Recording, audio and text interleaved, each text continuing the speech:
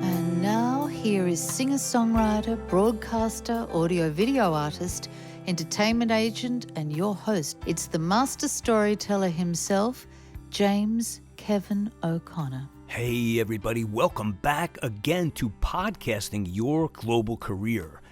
Nikki Green, she's with me today. She's a life and business resiliency expert. She's an author, motivational speaker, host of the Stand Up and Stand Out podcast, and she's also really a badass athlete. I want to talk to her about that. Nikki left the tech world to inspire the next generation to do things differently. She partners with graduating college students to create a syllabus for life designed to help them pursue their passions rather than just a paycheck.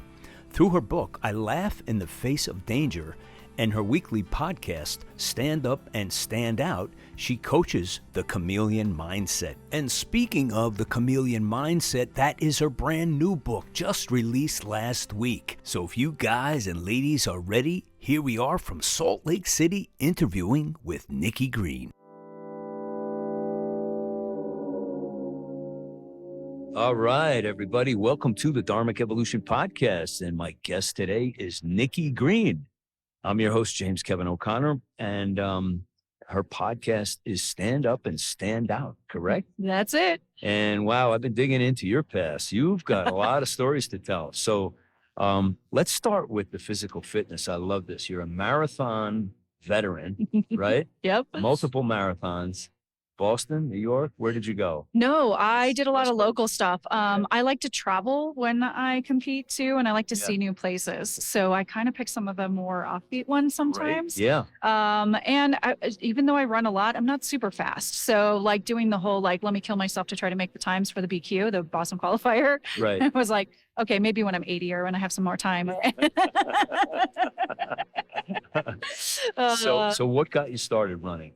Like, mental health, actually, to be real honest. Yeah, terrific. Yeah, I mean, I came from a sports background. My family's all very sporty. My mom was a collegiate gymnast. My stepfather was an athletic trainer. So sports was always kind of a part of every day. I played volleyball in high school and college, and I coached volleyball for a while. Yes, all 5'3" of me. But when my friend asked me to be on the soccer team, I was like, no, I didn't. Not doing it. That's too much running. Yeah. And then when they asked me to be on the track team, I said yes, but I did pole vaulting. So it was a very, short run. Yeah. But I got into working, post-university, post my MBA, and I was down in Silicon Valley, and it's super intense, and there's constantly work, and, there's so many things going on. And I started seeing other people come in super early in the morning, and they would go run on the trails nearby the campus. Yeah. And I was like, oh, that's kind of weird. And they had all these weird paper things with numbers on them. And I was like, oh, why are there bibs like all throughout your cubicle? Oh, well, we go run and we go do these 5K, 10K marathon, blah, blah, blah. Perfectly normal looking people. I was like, oh, you have this vision of a marathoner as a certain type of person. And it really started to open my mind up. Now, marathon was never in the picture. In the beginning, I was like, oh, I'm just going to get out. And I just started to feel this calm, the getting away from the keyboard and the cubicle and just being in the recycled air. It's California. Go outside, get some fresh air, see some greenery. And my day just got so much better, even with the short runs. Yeah. What part of California? San Jose. So I was right there in the mix of it all. Nice. And so it was fun, and I got to actually talk to my coworkers about something not work. Yeah. We all need that, don't we? Yeah. And it changed the whole experience. It really made me like work more. It was a silly thing that really had very little to do with my career, but it gave me an experience that I definitely encourage for others to find a commonality with people that you can get out of the office and get to know each other. Yeah. So also triathlon. Oh, yeah, because why not, Yeah, I mean, so swimming, running, and biking? And biking, yeah. Yeah, so, that's a tough one. Yeah. Well, I've even done winter ones here outside of Salt Lake City, where you cross-country ski, then you ride a bike with fat tires in the snow, and then you snowshoe. Wow, that's tough. Yeah. You mix them up. Yeah. So physical fitness is really your wheelhouse. And how did that impact where you are in your business world right now? Yeah, so my first business was fully based on triathlon. I had moved to Miami at the time. I was still doing my corporate job, but obviously I had moved for just different project that I was supposed to be working on. I got to Miami and I found this world of triathlon, and the weather was great. And I'm like, oh, this is cool. I can work on my tent. I can, be swimming in the ocean and all these fun things. And again, building a community in a new place that I was trying to live in. Yeah. So I took those same ideas, and instead of, just doing triathlons like most people, I was like, oh, let's make a business out of it. So I became a USA Triathlon Certified Race Director. I became a USA Triathlon Certified Coach, and I began helping people that wanted to get into the sport, make it approachable for them and make really short distance races in pools and things that they didn't have to be afraid of the ocean and afraid of traffic or whatever on their bike, and really have fun. So. Yeah. Wow. So that was the beginning of your coaching. Yeah. Yeah. I love coaching, always giving back and helping people, especially at the beginning of whatever their journey is. And so now as I built this new business, really helping people change their mindset and start to work on the things that are keeping them from those big goals, whether those are fitness goals and maybe some of those things, or whether those are career and personal goals that mean more to them. Yeah. So it's been a fantastic journey for me. It's just also really fulfilling to see people accomplish what they set out to do. So what is the business title? Is it Green Chameleon Collective is my business. Wow. And we have the new book, Chameleon Mindset, out, which talks about exactly that, how to have a mindset that's adaptable to change. Congratulations on the book. Is this your first book? This is book number 4. Book number 4. Yeah. Wow. So. Awesome. So let me ask you, after the first book, did it feel easier, the second one? No. Or was it more challenging? It was harder. Yeah. Was it? Well, each one has its own thing. So, the first book was stories of my life, and I was making a platform for my speaking business. And I said, well, in order for people to know what I'm going to speak about, I needed to tell some stories. It's called I Laugh in the Face of Danger, because I like that. I get myself into a lot of scraps that probably I should have known better than to do. But it was a tough one because there have been some really difficult down moments in my life. And so it's like, okay, why were these important? Why were these the turning points that later on built me to be the person I became? And so I love that book, but it was tough to write. And then I just started writing creatively all the time. So I got my remarkable tablet for Christmas. I was so fantastically happy. And that meant I could write anywhere and I never ran out of ink or paper. Yeah, right. Yeah. No excuses. Exactly. Yeah. And so then I just kept writing, and I joined a local author group in Chicago, and they're mostly fiction writers, but they have an anthology. So I switched over, wrote fiction for Never let anybody tell you you're only one thing. Just keep the journey going and explore. And then I really started to build on Chameleon Mindset as I started coaching more, as I was doing more presentations, I was building the podcast, really starting to think about what are these nuggets of knowledge and about adaptation that I want to share with others. Yeah. So it was fun, but I'm good at the creative. I'm not good at the editing. Okay. So I hope you're outsourcing that. Absolutely. You know what you're good at and stick with that, and then contract the rest. Yeah. And there's enough people here to facilitate anything you need, right? Exactly. At this conference. Yeah. Yeah. Yeah. So when did you decide that entrepreneur was in your blood? Was it right from the get-go? Or was it? So believe it or not, in the 4th grade, I learned the word entrepreneur, and I was like, oh my goodness, be my own boss, do what I want all day. That's the job for me. But somewhere between, that little 10-year-old girl and in my 20s graduating from university, just a lot of really difficult things happened to me. My boyfriend was arrested. I got bullied in school. I got kicked out. I had to move. I was in fights. And so it was a really rocky, rumble tumble. And so by the time I was 20, I was like, man, I just want to go to work, clock in, clock out, and be done. Right. I want to stop feeling poor. I want to just have a paycheck. And so that whole idea of entrepreneurship, it kind of got pushed down. Yeah. And I did what everybody else does. I was like, okay, big paycheck, health insurance, cool, checkbox, let's go do it. But it really crushed my soul to be there a lot of times. Yeah. I wasn't able to do the creative, wonderful things that I wanted to do. I did them, in my personal life and tried to find a balance.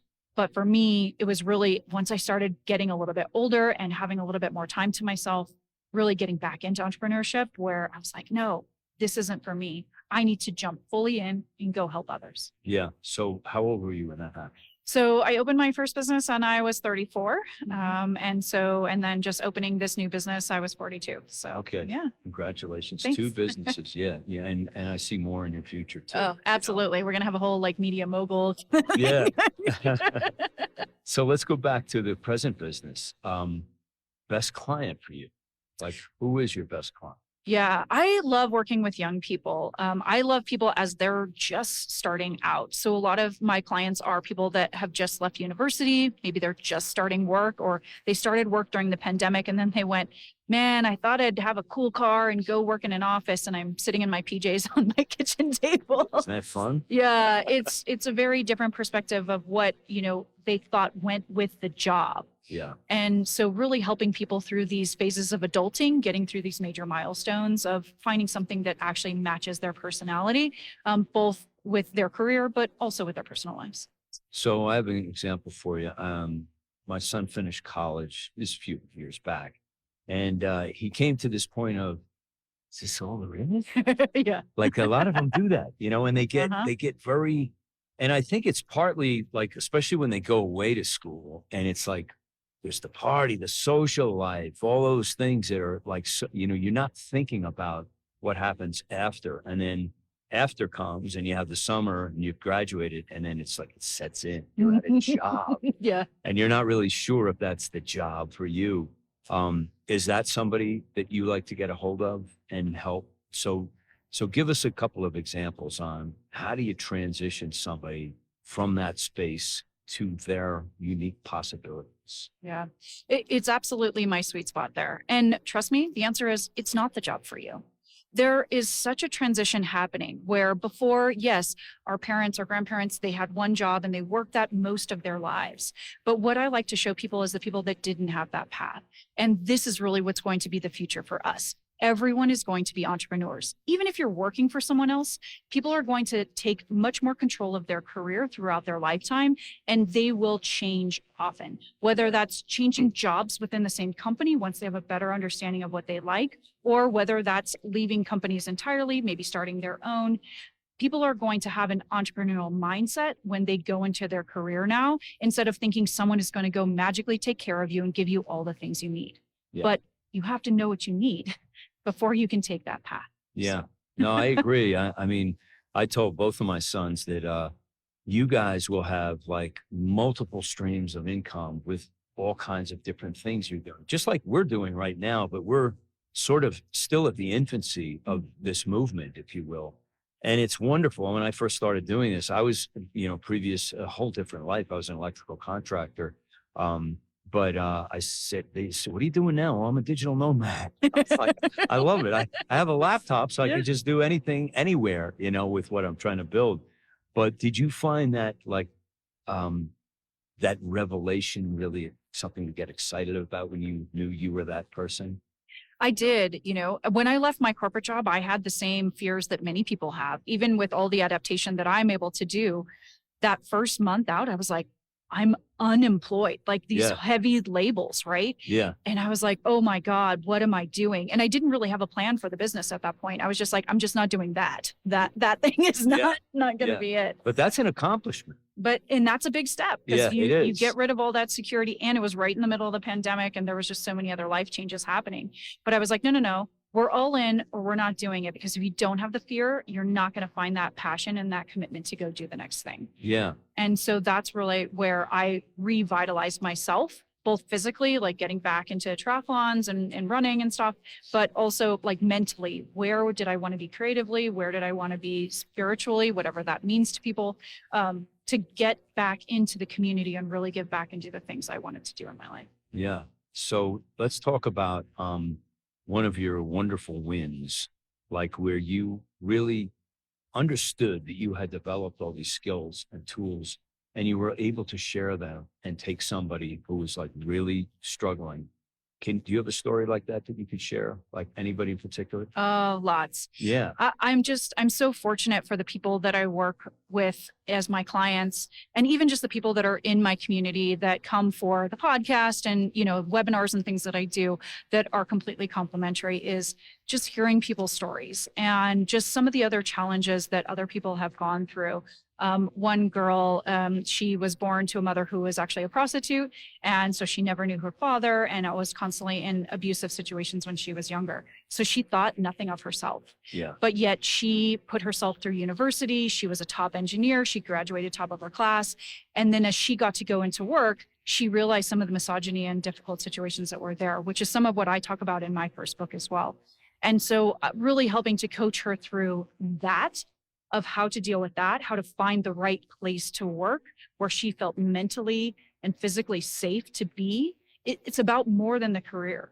There's so much more that's going on in our workplace, which is about the empathy we need to have for each other and making sure that it's not just the work you do day to day, but the people you're around, because you're spending a lot of time with them. Yeah. And she found a perfect fit working in a women-based engineering company, which was a much more congruent thing for herself physically and mentally. And she's just absolutely thriving. And so I was really just over the top with that one, and just so many more good stories like that. Are you still in touch with her? Oh, absolutely. Yeah. See, that's the thing. I'm willing to bet that you're in touch with people who are past clients, just to, stay connected. It's almost like this space. When you have a podcast and you spend an hour with somebody, they're almost like become a friend, and it just has a lasting value.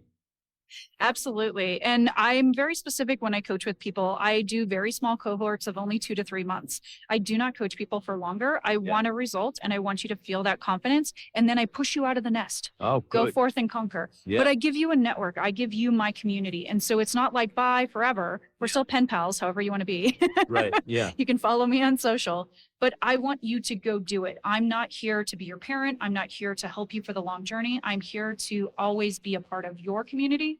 But after 2 to 3 months, if you haven't figured it out, then, you need something different than what I can offer. Do you find any of them want to come back and go to another level? Absolutely. That's great. And that's what's fantastic, is then they go, oh, hey, but I have this new thing, this new venture, and this is where I need help. So then we're solving another specific problem, getting very concrete, and let's go make that happen. And then out of nest again you go. Let's take a moment to give your best place to connect with people who want to find out about you. Website, the podcast, of course. What would you like to share? Yeah, the best way to connect with me is on my personal site, the nikkigreen360.com. There you can check out all of my books. You can listen to episodes of my podcast. You can see where Nikki is next, because I'm always traveling and on the go. And then follow me on social if you just like watching me dance in funny videos. You're very busy, very active lady, and I just want to wish all God's blessings on you, your family, and your career moving forward. Thanks for coming on the show. Thank you so much for having me. All right, be blessed. Hey, everybody. Thanks once again for being here on Podcasting Your Global Career. I hope you enjoyed this episode. Please check out the show notes to support the people we put on this show. Also, if you're digging the show, forward it to a friend. And you can also subscribe to us in the Apple Podcasts. We would appreciate it. I'm your host, James Kevin O'Connor. So until the next time when we meet again, I'll either see you on the socials or I'll see you from a stage. Ride on, baby, won't you take a ride with me?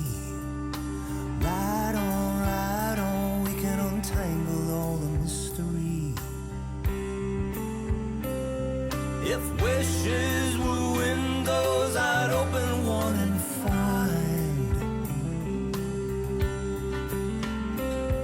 that freedom is really a simple state of mind. So ride on, baby, won't you take a ride with me? Ride on, we can untangle all the mystery. Ride on, baby, you and I can find the key. Ride on, we can unlock each other's destiny. I taste the breeze of freedom, it's tingling on my tongue. You and I out on the road will stay forever